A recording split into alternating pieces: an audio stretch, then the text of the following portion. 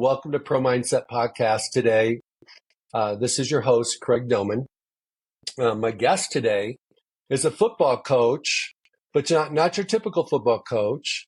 Her name is Amanda Ruller. Amanda, welcome to Pro Mindset today. Yeah, thanks for having me.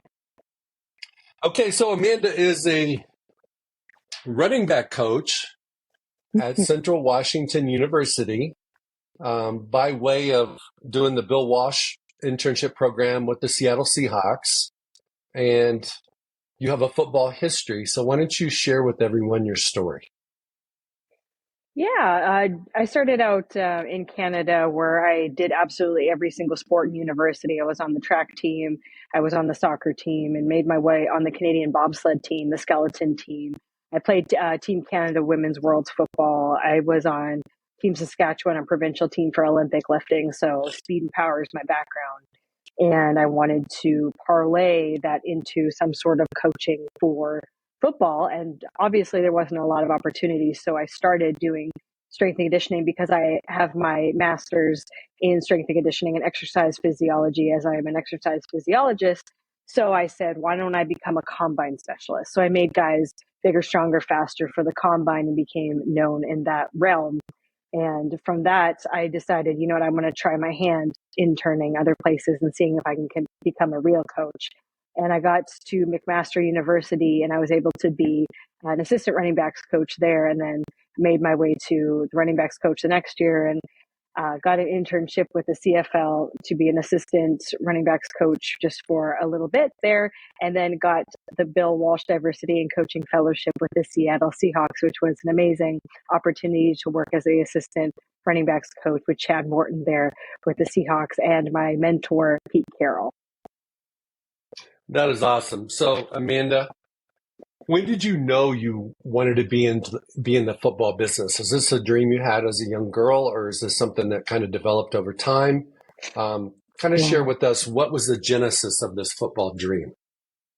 It wasn't a dream at all. And you know why? Because you can't see it. When I was a kid, absolutely nobody was representing women within the field of football. You didn't even see football trainers. You didn't even see women in football media at the time when I was young. I'm about 35 now. And it was quite off-putting for me because I would go to every football game with my family and my parents. And I think I just wondered why I didn't represent anybody here. Like I said, why can't I be part of this game?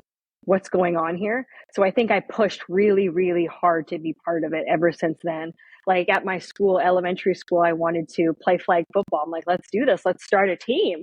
So we started a team off the bat, and people like from that age said, you cannot play. You do not belong here. And ever since then, even in this space, people keep saying, you don't belong here. And I keep digging to find out why. And I will not silence my voice, and I will not pretend like it's still okay. I think we're still 30 years behind where we want to be. And I think that pushed me the most to be here because people keep saying I shouldn't. Okay, so as a coach in college football, what do you feel like you have to do more than a man to prove your worth, to prove that you have high football IQ, that if you were a guy, you wouldn't necessarily have to do? So some of it may be real, some of it may be just made up in your mind, but what are some of the challenges that you have that perhaps I wouldn't have if I was in the same shoes you were in?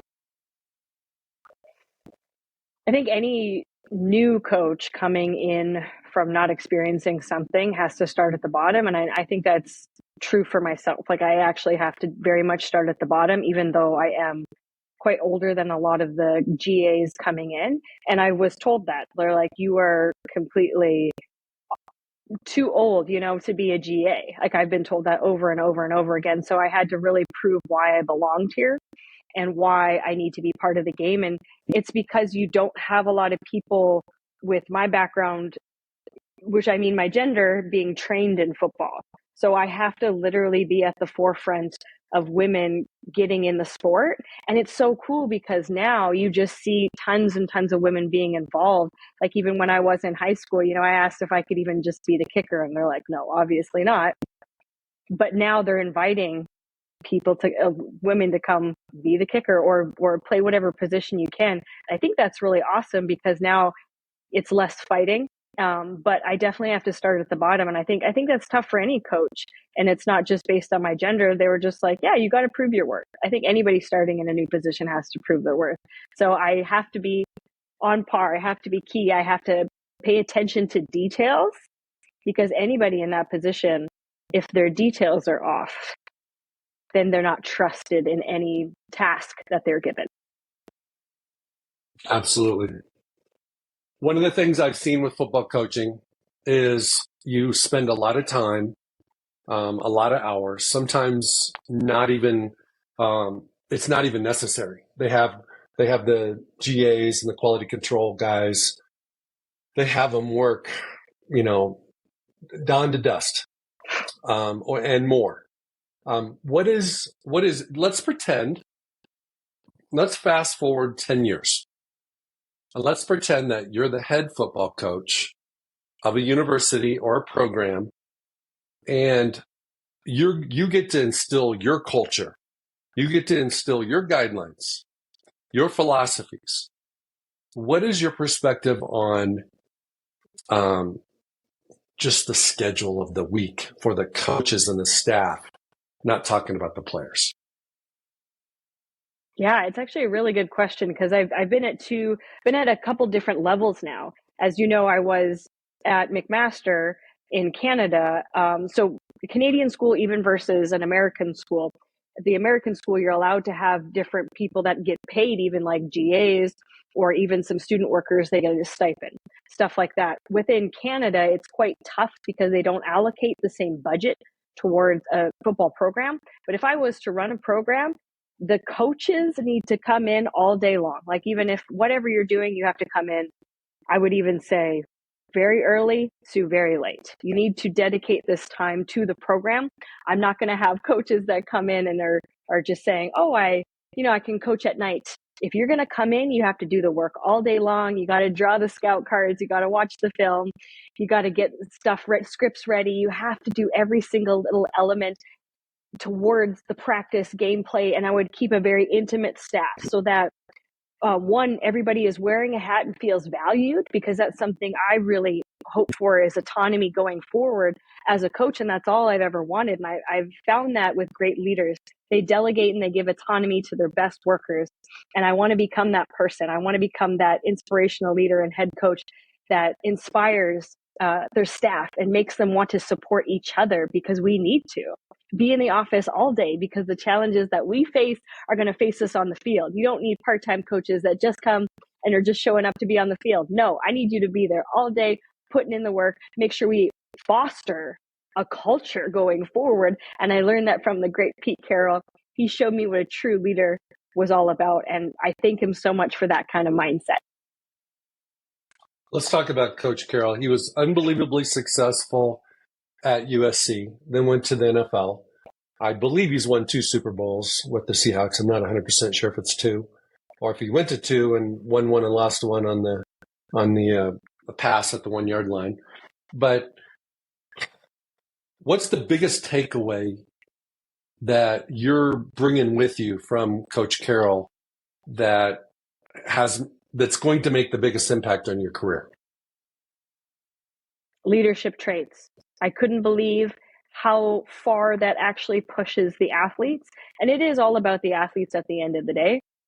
He was able to foster such culture within a team that I've never seen be done, because then the athletes want to fight for him. They're not just in it for themselves. And when you are in the NFL, as I'm sure you're getting paid, right? So sometimes it is about your contracts and it's about the money. But it was interesting to see how he made it about the team. What you're playing for is, the Seahawks, right? Not the name on your back. It's for this.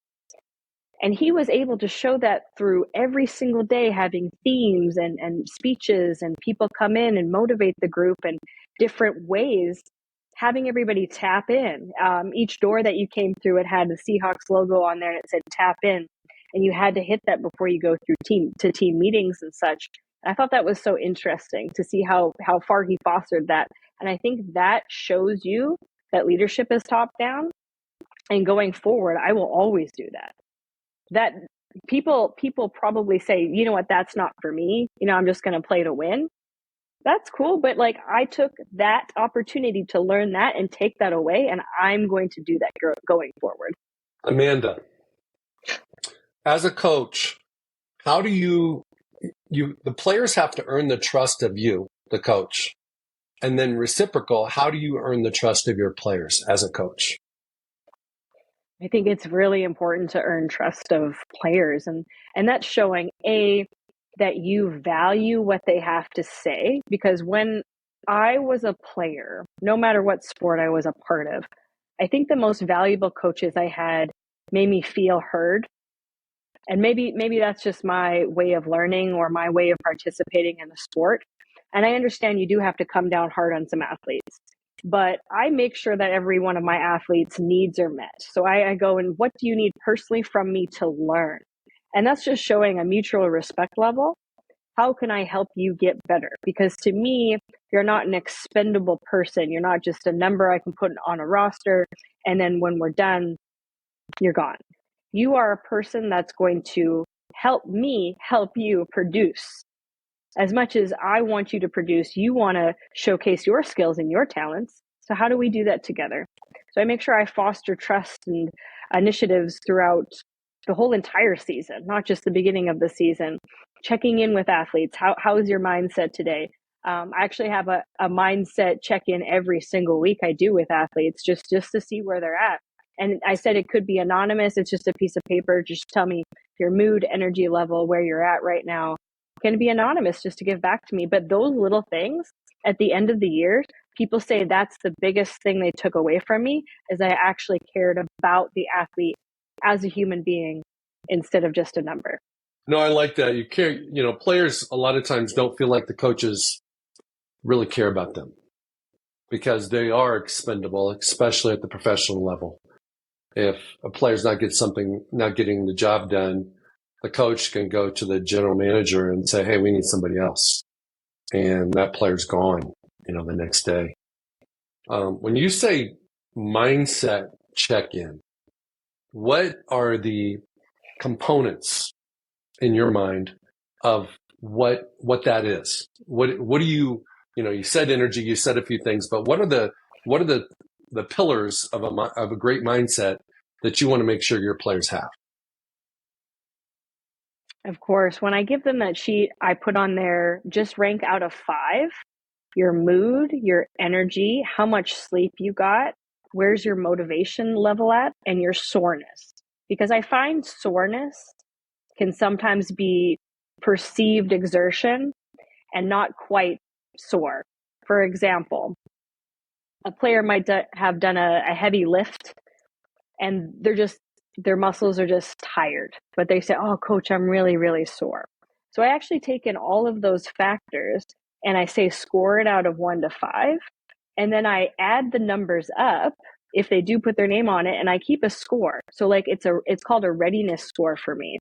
And if the athlete is below a certain number, like I would say a 2 or a 1 to me, then I check in with you and I have almost a 5-minute conversation with you saying what's going on in your life right now. Because to me, readiness and preparedness for practice is a lot bigger than just saying, get out there. Like, how do I even know that they're prepared and their mindset is ready and they're focused up? So those are things that I take into account when I am dealing with athletes.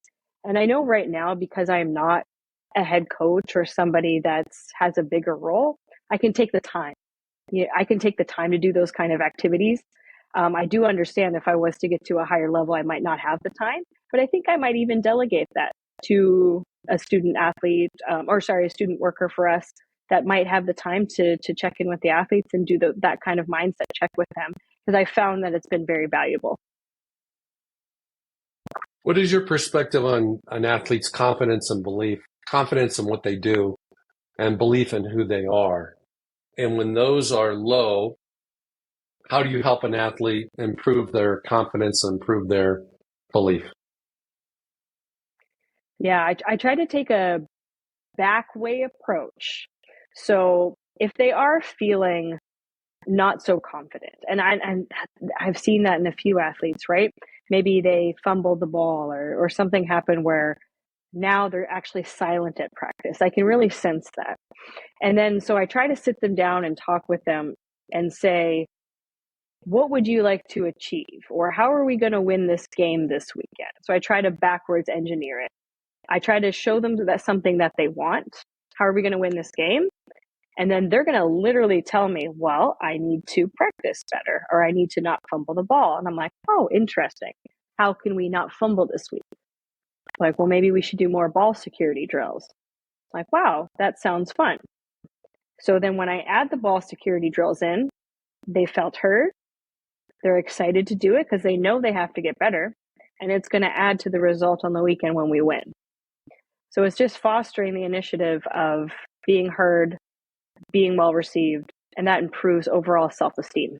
I have a pro mindset model that I have developed that I didn't create. I just learned from my clients for working with NFL guys for 30 years. And really what it boils down to is your story, your systems, and your stage. And your story includes your confidence and belief. And your systems is your process, your purpose, and visualization. And your stage is your performance bubble. It's showing up when it's showtime. And it is being in the moment. So what I found with confidence is that everybody's confidence ebbs and flows. And like, for example, a running back might feel really good about running between the tackles, but outside zone might struggle. Maybe catching the ball in a certain route. Maybe it's maybe on a screenplay he feels good because he's got his body to the, he's looking at the quarterback. But let's say it's a wheel route and he's running down the sidelines and he's got to catch the ball more like the receiver. He doesn't feel as confident. That's totally cool. You are going to have different levels of confidence about different skills that you exercise. And the things that you are not as confident about are the ones that you should focus on and work on the most. But your belief now is different. Your belief is about who you are as a person. And God creates everybody perfectly. He brought us to this place for a reason. He gave us the hair color, the skin color, the body type, the gender, everything that we have for a reason. If he loved you, why wouldn't you love you? And so what I tell my clients is, you got to be at 100% on belief every single day. Because when you don't believe in yourself 100%, guess what the coach does? The coach feels it. The coach doesn't believe in you. When the coach doesn't believe in you, the coach doesn't trust you. When the coach doesn't trust you, the coach doesn't play you. So that is a choice. Confidence is a reflection of your systems, of your process, of your practice, of your preparation, of your pit crew. It's your support team. Give me your feedback on that. I think that's 100% true. And it echoes just because that's something I can feel. Like as a coach, I can feel when somebody's not confident. And that makes me not want to put you out there. I don't want to sub you in if I can feel you're shutting down on the sideline. So I think that's so true that the coaches can very much feel that. And I think everything you said, I've experienced through sport, even as an athlete myself, is once you stop believing in yourself, it's just all downhill from there. And working, if you go to the gym to just work on what you're good at, you'll never get better at the other stuff, right? And that's what the most athletes want to do. They want to go to the gym. They want to work on bench press because that's the easiest one, but no one wants to do clean because no one knows how, and no one wants to get Absolutely. better. But that just, when I was a running back, I was very bad at catching. And I'm going to be honest, it's because, I didn't play any catching sports growing up. Like I did track and field, I did bobsled, and they cut me. Sorry, the first football team I tried out for, they cut me because I couldn't catch. And so I showed up. I actually showed up to their practices and said, you can't put me on scout. They said no. So I showed up the next day and I made sure I finally got on that field as a scout corner. And I made sure that I worked my way into it, and eventually I got to play running back. And it's because I sucked. And I was just like, you can't say no to me. I want to work on what I'm bad at. So I was really bad at football. And I think that reigns true that I'm here now working in football. No doubt. Well, one of the things I think players struggle with is a lot of times they're frustrated with their coaches. They don't understand why this guy is playing in front of them. They don't understand why when they go in the game as a running back, coach is the play callers call them pass plays. So yeah, they're getting those token reps, but they're not getting the ball. And the thing that players don't understand is that the coach is reflecting their skills and their confidence and their belief, and it's all boils into that one word, trust. And so I tell guys in the NFL, they don't trust you, they're going to cut you. And if they don't trust you, you better figure out what the missing ingredient is so that you can build that bridge of trust between you and your coach. Because a lot of times what I found is that you as a coach, you don't see your players the same way they see themselves. If you would sit down with any of your players tomorrow and say, how do you see yourself? It would be different than how you see them. And then if you would ask them how they think you see them, it would be different than how they see them. And when you can sync it, where you see them like they see them, unbelievable harmony in a position room. Mm-hmm. Unbelievable. Because they know what you know what they know, and you've taken out the mystery. So I guarantee you in your staff, in your running back room, you have some guys that are frustrated because they want to play more. True? Yeah. Oh, yeah. I definitely. That always happens. But you got to play to the personnel, correct? And sometimes it's just what you're seeing. Like, especially when you see a team playing a certain way that week, like when you watch film, you got to play to your personnel, right? So it's quite difficult to have to put a player in that mindset that they're not good enough. That's never the case. I wish they knew that early on. Because like a lot of athletes, when they grow a little bit and they become coaches themselves, they finally understand that. Whatever sport it may be, like track and field, sometimes when you look at individual sports, like it was quite difficult for me to lose races, and I didn't know what to do. And when I lost a race, I just tried to be like, Coach, what did I do wrong? He's like, you just got to run your race. It's you against you. You got to get your own personal PRs. It's not you versus those people. So it's tough lessons to learn when you're young. And it's so funny when we're younger and we put so much weight and value in ourselves on the line for sports. Because that's when I grew up, I realized that if I lose a game, if I lost a race, it wasn't the end of the world, but it was to me back then. Like I lost all the confidence in myself every time.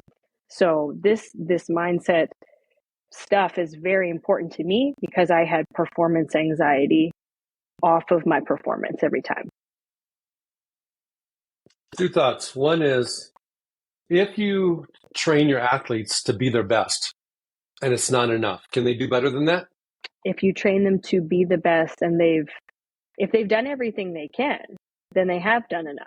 If they've honestly given every ounce of themselves, then they have done enough. And that's all they got. Yeah. And so if the guys, the other Joe's better, it is what it is, right?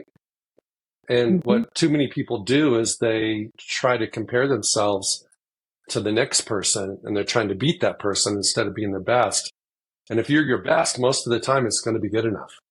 But there will be times it won't be. And then the second thought is that I've identified 4 identity killers, confidence killers. One of them is comparison. The second one is perfection. The third one is scoreboard watching, counting your reps, counting your yards, counting the score. And the fourth one is you're desperate. When you are desperate, it kills your confidence, because that's when you do something that you've never done before and you don't know why you did it. And the coaches don't know why you did it. It's because you were desperate. You were only going to get one rep in the game. So instead of just taking what the play gave you, you decided, when the hole was a little clogged up, you decided to run 80 yards to lose 4. Yeah. And by the way, you fumbled too. And it's because you were desperate. And so, have you seen any of those types of things in your career as a coach or a player? Oh, yes. Yeah. And it is quite daunting, right? Because I think we've all been in a position where we could be a little desperate to make a change to get a different outcome. I think one of the best examples of this is when I was part of this team and we were down in the first quarter, 17-0. And all of a sudden, because you hear the OC on the headset saying to the players, "We've been here before. We got this." And we continued the path. We didn't change a single thing. And we won that game that day. We won that game because we continued on the path. We didn't do anything desperate, out of character, out of the ordinary. We just continued what we're good at and hit them over and over and over with that. And I think that's a lesson. When I learned that, I said, oh my goodness, like, I'm going to take that lesson going forward, and I'm going to be calm. And when I become an OC, I'm going to do the exact same thing and use those lessons and make sure my confidence, I install that in the players to keep going in tough times. Well, last year in the NFL, I believe it was the Vikings against the Colts, and it was like a 33-point deficit at halftime, and the Vikings came back to win the game, to set an NFL record for the most points behind at halftime and still win. I think what your coach did and what you have to do when you're in that situation is make adjustments that you need to make, but stick to the game plan, trust your kids, trust your game plan, and understand that, you know what, all you can do is what you can do. I mean, maybe the other team returned a strip sack fumble, returned a kickoff, some quick scores, and you find yourself in a hole. It doesn't mean you hit the panic button. Right? Yeah, exactly. I think that's super important for any coach going forward. Okay, Amanda, let's talk about pre-game rituals. How do you advise, if you do it all, your players so that they are relaxed, they're in a good state of mind once the game starts? Do you have any recommendations? What did you do when you were a track athlete? What did you do when you played football to put yourself in a position so that mentally you're in a great spot once game time came? I would always say the day before is when you are loading up on water. And I know that's such a weird thing to think about, but it keeps you relaxed, like the day of the game or the day of the race or whatever. You need to water load the day before, only because you don't want to be dehydrated and cramp and think about that kind of stuff, because that panics players. And I've seen that all too often, where players think they can come in the day of and drink a Red Bull and be prepared. I think that whatever you do throughout the week should be the exact same thing you do on your game day. Don't change the routine. Don't do anything out of the ordinary, because I stress this as a sport nutritionist as well. I actually have a readiness prepared slideshow that I give all of the players. Like, I actually presented at the beginning of the season, this is how we need to prepare for travel on the road. This is how we need to prepare for game days. And it's not drinking a whole bunch of caffeine, because it's going to dehydrate you and get you too jittery. Because when you start getting into game mode, your cortisol levels just rise anyway. And that's putting extra stressors on the body. That's making you anxious. You need to just keep doing the same routine you've always done, having the same water, the same drinks, the same Gatorade, whatever it is, coming in that day. And I think that's super important, just to not stress out your body and not to have an overload of that stressor and those hormones making you feel like, oh my gosh, what am I doing here? because then you can start to get anxious. When we start to get anxious, we drop balls, things start to go haywire. So it's keeping things super routine and the same as it's always been. What value does visualization have in your preparation for your players? Do you guys? Yes. So this was a big part for me when I was doing track and field and I took it into football. I would always visualize my starts, and I could see myself starting, going through my drive phase, and eventually picking it up after that 20 meters and going forward, right? Because that was very important for track and field, especially when you're doing a sprint. You have to visualize the whole thing. It was to the point before I start my race, I would actually stand behind the blocks and I would do one visualization start, because this is always my start arm. And I would do that before every single race. So even before the game, I would tell the running backs, okay, think about yourself, see the vision, because it's very important for running backs to have good vision. See that hole open up, you cutting one step, maybe you have to jump cut, see that hole, go right through. Whatever you need to visualize, let's go through these motions, go through that. I'll even read out some of the plays and say, here's a play, just think about what you need to do for that. And it's very fluid, and it's a lot of movement for me, because you can see I'm even doing that. When I was doing bobsled, you have to do a track walk before you go sliding. You have to actually, before you go down, you have to visualize every corner, and you can see the athletes, they're just standing on top of the track and they're actually visualizing going through each corner. So they start doing this with their hands, and you can see them pulling, because it's not a steering wheel, it's just two D-rings, and you have to slightly adjust them just to get into different corners because the oscillations are different. So it's very important for different sports, and especially throughout bobsled. So I've actually utilized it quite a lot in my career. Well, one of the things that we talk about is, can you complete the pass before you throw the ball? Can you score a touchdown before you even get the handoff? And can you win the game before they've even done the coin toss or the opening kickoff? And I think it's so important for athletes to do that ritual of visualizing themselves in every situation, being successful in every situation. I think one of the things that's really hard for offensive coordinators is to give everybody touches. You might have your star receiver hasn't touched the ball the whole first half. So what happens the first play of the second half? It's a pass play. It's an easy pass to that receiver just to let him touch the ball. And the reason why I think coaches do that is because guys start getting like unnerved when the game is not going like they thought it was going to go. But I think if you use the power of visualization, you've already factored that into the equation. You've already factored in that there was going to be bad weather. It was going to be snowing or blowing or rainy or muddy or whatever it was, and the ball was going to be slick. And when that happens, if you visualized it, it doesn't surprise you because you put that into your movie that you make. Okay, shifting gears a little bit. I am one of your running backs, and I'm struggling. I fumbled like every game this year, but I'm fast. Coaches, the head coach wants me to play. When you pull a guy like me aside, how are you gonna coach me up to help me get out of the rut? I try to make those individuals feel heard first and foremost. So I ask them to describe where they're coming from, because I don't ever want to tell people how to feel. Because I think growing up, especially as an athlete, I was told like, hey, you should suck this up.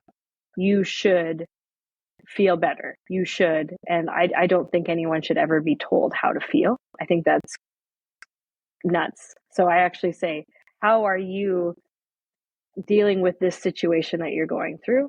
How are you feeling through it? And I think that's interesting because people have said that it's cool to have a different voice on the team, because I think I'm one of the first. I think it's just like a younger generation likes to they're thinker feelers a lot of the time through sports, whereas some of the older coaches grew up around just suck it up, get back in there, don't have feelings. But that's not how we get results from these kids anymore. So you have to kind of adjust and adapt to the times. And that's something I'd like to do, is bring them aside and just say, how are you feeling through this? What do you feel is happening right now? And then just say, okay, well, how can we reach the goal together? So I just like to hear them out. What about if it's something non-football related, like a girlfriend problem, a parent problem, something going on back home? How do you help them be focused in practice and be dialed in for game day when you can't get rid of whatever might be going on? Yeah, it's a hard situation. So if it is something that I'm able to deal with, like if it's not too out of control, I've always been a very empathetic person. I feel that I can feel other people and what they've been through. I think if you're an empathetic person, you can see a side of yourself in every individual that you're talking to. So when people do approach me with issues, and people do quite often say, oh, I'm feeling overwhelmed. I think that's one of the biggest things people come to me about. I say, okay, in this situation here right now, can we put that aside and focus just for right now, just on this, like where we're at in this world? Because I think that sometimes people are very worried about the future, the future problems, or some of the things that I've had to help guys with is maybe even a death in the family. So I was very empathetic, like, what can I do to help you? How do we deal with this together? My goodness, we have a game. We have a game today. Would that person be excited to see you go out there and win for us today? And it's just kind of being empathetic with the issue that's happening, but also turning it into a positive. How can we turn this around and make your day better? One of the things that you've said several times is you want to help your players. You want them to know that they're heard, that you're listening, and you want them to feel heard. What is the genesis of that for you? Is that something that just by chance, when you were first in athletics, you didn't feel heard? Or is that just your personality, and that's something you bring to the staff room and to the locker room? When I was a player, I had maybe one or two coaches that were good in that respect. But the majority of my coaches, I would say 90%, didn't care about me at all. They did not make me feel heard. They made me feel like garbage. They made me feel like an expendable person. And when I didn't produce from them, they let me go and did not care about me. So I've never felt secure in any situation. So that's why I tried my best to make others never feel that way, because I never want a player to feel that way, because I did, and I hated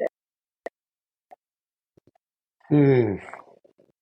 Unfortunately, that is a big element in the NFL. I mean, a lot of the guys don't feel heard, and they do feel like a piece of meat, and they do feel expendable. And they know, because they've seen the coaches turn on other players and just wave a guy or cut a guy. Yesterday, that happened to be lockering next, had the locker right next to you. And it's like, it instills some fear in the locker room. And just by virtue of having 90 guys that started training camp and then going down to 53, which is different college, because in college you can redshirt. There's no redshirting in the NFL. Yeah, they do have a practice squad. But it's like, let's pretend that you're back in the NFL. How would you try to mitigate the fear factor that is there because of the numbers? It's just the reality of the business. I think that one's a tougher one, because you'd have to look, would that be in my scope of practice to be talking to the players about that? Because I think at that point, that is a numbers game. All you can do is take care of your positional group and just assure them, put in the work, do what you have to do, and you will get the results. And it's making sure that they're heard as well. I've been around an NFL coach that made their athletes feel very heard, and it was awesome to see them do that. It is a numbers game, though. So I would put that maybe on them talking to a GM about that. If I was somebody just as an assistant coach, as I was, that might be out of my scope of practice to talk to them. But I would love to just, like, for example, for my group, I actually did a presentation on mental mindset for them. And that's something that I brought to the table. And I actually had check-in sheets for them as well. Well, I understand the bigger scope, but in your position room, like even in the NFL, let's say for example, they're going to keep 4 RBs, but you have 7 in training camp. They start thinking about that stuff. And it does stress them out, and it does create fear. It causes them to have more tenseness, not be able to play freely. So would you just ignore it because it's part of the game? Or would you, talk about the elephant in the room, which is, hey, not everybody's going to make it. All you can do is give it everything you got. And it is true that if you look to the right and you look to the left, there's a chance that one guy, it's either you or one of those two, is probably not going to be here at the end of training camp. How would you approach it just within the scope of your responsibility, which is your position room? I think it would be my responsibility just to bring it up and just say, the reality of the issue, because I think talking about the reality of the issue is making them feel valued as well, because you're not just using them as an expendable number. You're like, you know what, guys, like, if you do bring your all, like, I know people have to be cut and have to leave, but you'll find another home, and if your time here is not unvalued. And I would bring it up that way, just saying what you can do here, like put some film out there while you're here, like get some practice reps in, get some film. And maybe you'll, in the preseason games, you'll play a lot, because that was awesome to be part of go to the Pittsburgh Steelers game with the Seahawks, and seeing all the rookies play was one of the best experiences ever. And to see the smile on their face and the film that they'll leave with, even if they didn't go on with the team, I mean, they were valued in that moment. Okay, let's talk about when you're trying to install the offense, you're trying to get your RBs to have great ball skills, great ball security, all the things that running backs need to do. Third downs, when they're in 6-man protection, you want to make sure that they know who their guy is that week that they're supposed to block on a blitz if they're staying in. But what do you do when you have a player that is amazing? I mean, athletic. His athleticism's off the charts. In practice, he looks like Superman. But when he gets in the game, he's not the same. He doesn't show the same, like, confidence, skills, just his performance is not the same. What do you do with a guy like that? Yeah, I think it's tough to, when you see players that are great in practice, but they have the performance anxiety. And I am that person. I had the exact same issue. Mine stemmed from lots of fear of not being good enough for coaches, because I was treated very poorly throughout sports. And I thought my performance anxiety was also based around my father coming to every single game and everything. And once he passed away, that's when I started being really upset, like on game days. Like, I would cry before going out there because I knew he couldn't be there. So I actually, on game day, froze all the time ever since then. So I actually, when I see that happening, I take athletes aside and I just say, like, what's going on? And I try to almost help them in the ways that I wasn't helped, and help them realize that it is normal and it's okay to feel that way. Because I was told, like, you're not supposed to be reacting this way.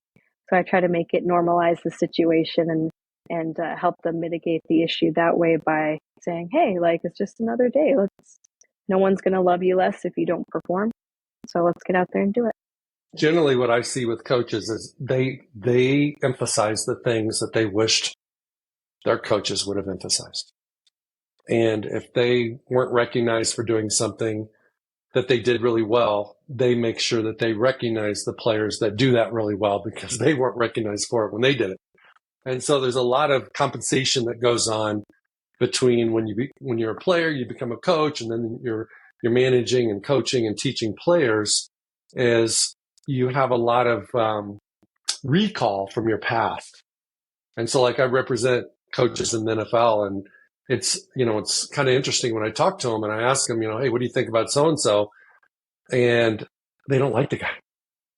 And I'm like, well, why don't you like him? You know what? He reminds them of somebody that beat them out when they were going through the process, whether it was in the pros or whether it was in college.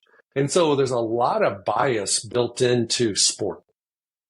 And so I think one of the most important things for coaches is to flush all that bias out. Because, let's say, for example, a guy with a certain body type, a certain personality is the person that beats you out. Then you become a coach. You don't like that guy, but he might be the best guy for your team. Do you see any of that? Oh yeah, 100%. Like that's always been in the back of my mind, right? When you see that kind of stuff and people are beating you out for a position, and even when you're applying for a job and you're seeing people with less talent than you getting a position, my goodness, isn't it frustrating? It's just one of the most frustrating things. But I think one of the things I go back to is that you have a different purpose. Because I think of all the things that I've applied for and not getting it and seeing other people less valued. And sometimes it might be because I'm a beginner. They get the position. I'm like, I was meant for something different. I think that's something I try to tell other athletes. Okay, Amanda, we're going to do a mock interview. I'm going to ask you one question, and this is your opportunity to practice if you and when you get this opportunity down the road. So you are interviewing for a head coaching position, and it's sometime in the future. I'm just going to ask you a simple question. What makes you special, and why should our university, our program, our team hire you as our head coach? I love that question because I'm probably the most unique and different coach you've ever met in your entire life. I don't think you'll meet any other coach that has the background I have in athletics, being on Team Canada bobsled, skeleton, football, Olympic lifting, and throughout my career, track and field and soccer, baseball, and have a certified strength and conditioning specialist, and I'm a certified exercise physiologist. Not only do I know high performance because I've been on every Team Canada, but I've seen it from all different levels. I've been part of the CFL, the OUA, which is Ontario Football League. I've been part of women's football. I've been part of the NFL, now the NCAA. I am not only educated, I'm smart, I'm adaptable, I'm your hype man, and I'm competitive. And you'll never find anybody else like me. Amen, sister. Hey, Amanda, I want to thank you for being on Pro Mindset today.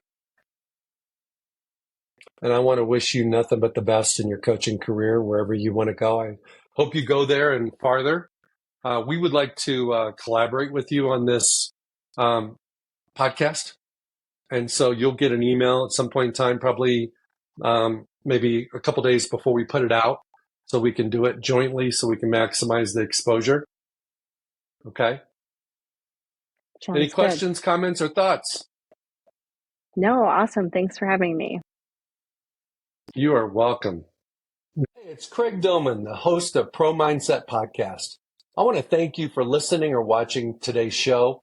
And you can catch us every week on the normal social media platforms like YouTube, Facebook, Instagram, and all the listening podcast platforms. I hope you enjoyed today's show. And more importantly, I hope you gained a pro mindset insight. Please be sure to rate and review Pro Mindset Podcast. And I look forward to catching up with you on our next show.